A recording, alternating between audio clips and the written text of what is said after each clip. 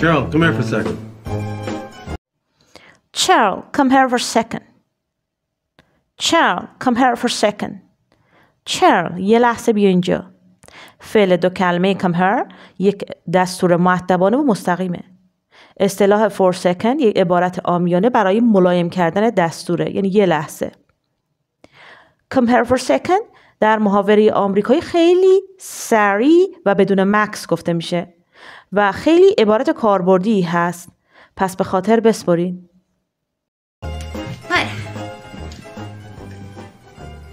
Look at this. What چیه هان چیه؟ وقتی به تنهایی گفته میشه در آمریکایی خیلی معانی پنهان داره. چی گفتی؟ چی کار داری؟ چی شده؟ چی میخوای؟ تفاوتش با excuse me اینه که excuse me حالت مؤدبانه تر داره و باید خودمانی تره و گاهی هم حالت دفاعی داره. Look at this اشاره به چیزی داره. Look at this فعل look at یا look at نگاه کنین و ببینین و What's going on? Yeah, what's going on? What is going on? What's going on? Yeah, what's going on? چه خبره؟ چی شده یا چی داره میشه؟ آره، چی شده؟ چه خبره؟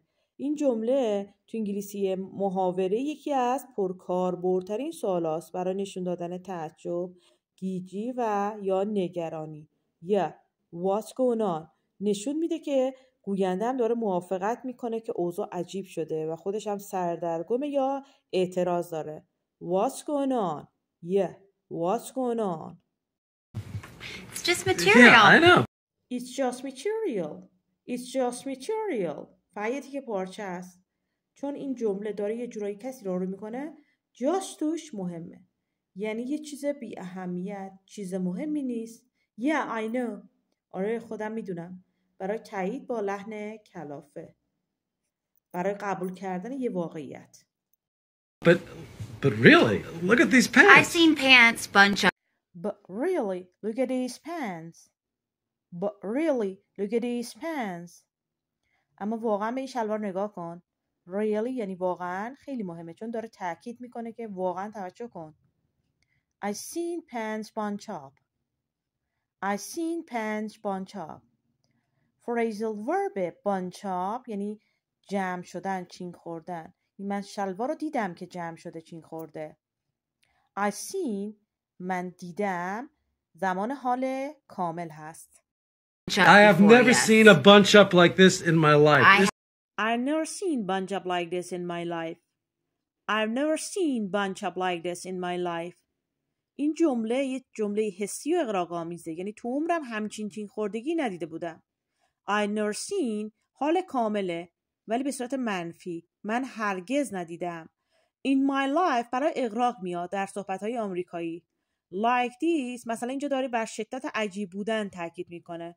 I've never seen bunch up like this in my life. This is like a 5-inch bunch up I got here. Well, you don't have to play with it. This is like a 5-inch bunch up I got here. This is like a 5-inch bunch up I got here. اینجا یه چیزی مثل 5 اینچ چین خوردگی دارم. اینجا 5 اینچ جمع شده. این جمله یه جور بزرگنمایی که چقدر شلوار بعد چین خورده. This is like it. این مثل اینه که I got here. اینجا دارم. bunch up اینجا به صورت اسم استفاده شده به معنی چین خوردگی شدید. You don't have to play with it. You don't have to play with it. لازم نیست باش ور بری. هی باش ور نرو، بازی نکن.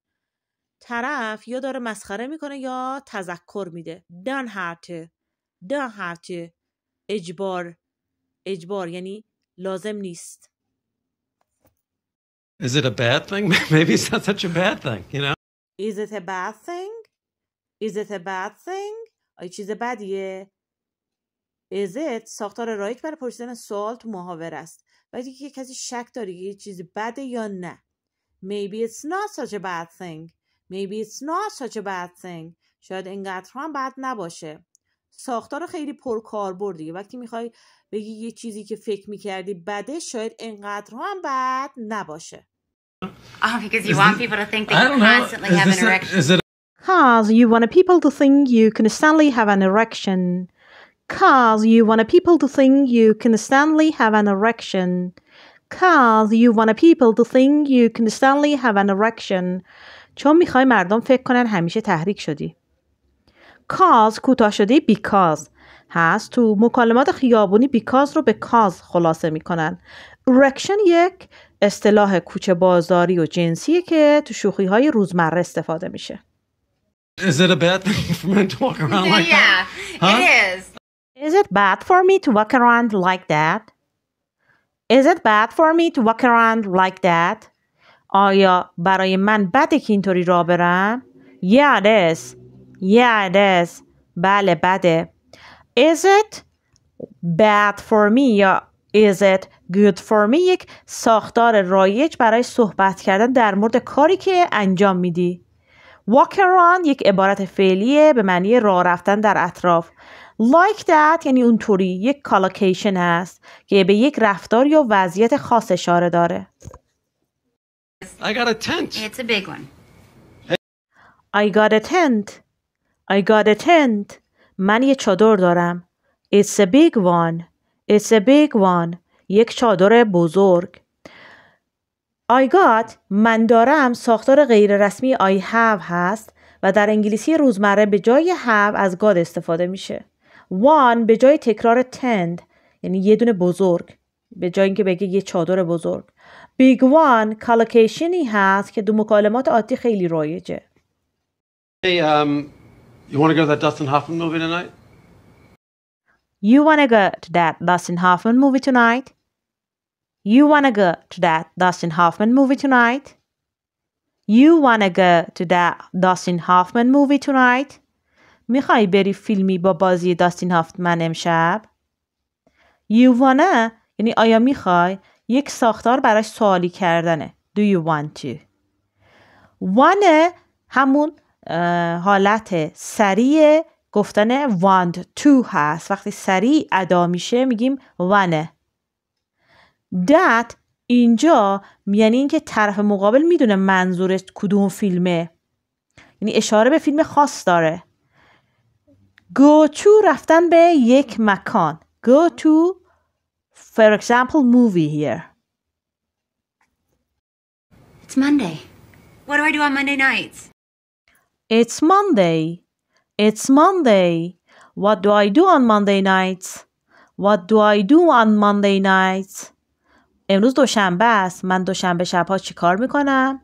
It's Monday. What do I do on Monday nights? What do I do یک سواله. به معنی چه کار میکنم؟ یک collocation یا یک ترکیب رایج برای سوال. وقتی کسی میپرسه What do I do میخواد بدونه که در یک موقعیت باید چطوری عمل کنه. در on Monday nights این ترکیبم اشاره به زمانهای خاص داره. مثلا شبها، روزها و تاریخها استفاده میشه. I don't know. What? You take a bath? Yoga. You don't have to do it every Monday. I don't know what. I don't know what. You take a bath. You take a bath. نمیدونم چی. تو میری حمام. I don't know what. یا I don't know. نمیدانم. عبارت برای اظهار بی اطلاعی. و take a bath عبارت فعلی رایج برای حمام رفتن و دوش گرفتنه. I don't know what. You take a bath. Yoga. Yoga. You don't have to do it every Monday. You don't have to do it every Monday. Yoga. لازم نیست هر دوشنبه این کار رو انجام بدی. You don't have to. یعنی لازم نیست. نیاز نداری. Do it. It اینجا به معنی همون یوگاه. Have to به معنی باید هست ولی don't have to عدم نیاز، عدم اجبار هست. Every Monday هم یک collocationی هست برای تکرار در زمانهای مشخص. مثلا every Monday, every Tuesday. You don't have to do it every Monday. Yes, I do. I don't have anybody to go with. Go by yourself. Yes, I do. Yes, I do. بله، میکنم. انجام میدم. این یه پاسخ ساده و رایج به سوالاتی است که نیاز به تایید دارن. I don't have anybody to go with. I don't have anybody to go with. یعنی من کسی رو ندارم که باهاش برم. Go by yourself. Go by yourself. یعنی خودت برو، تنهایی برو. I don't have anybody. یعنی من کسی رو ندارم. To go with یه ترکیب رایجه که نشون میده دنبال همراهه. Go by yourself هم یعنی تنهایی برو. I don't have anybody to go with. Go by yourself. Maybe I'll call Richard Lewis. Call Richard Lewis. Maybe I'll call Richard Lewis. Maybe I'll call Richard Lewis. Call Richard Lewis. Call Richard Lewis. شاید به ریچارد لوئیس زنگ بزنم. زنگ بزن به ریچارد لوئیس. Call someone یک اصطلاح رایج روزمره است به معنی تماس گرفتن با کسی. Maybe I'll call یا maybe I'll ساختار رایجه برای گفتن اینکه شاید کاری رو انجام بدی. I'll اینجا مخفف I will هست، یعنی تماس میگیرم، تماس خواهم گرفت.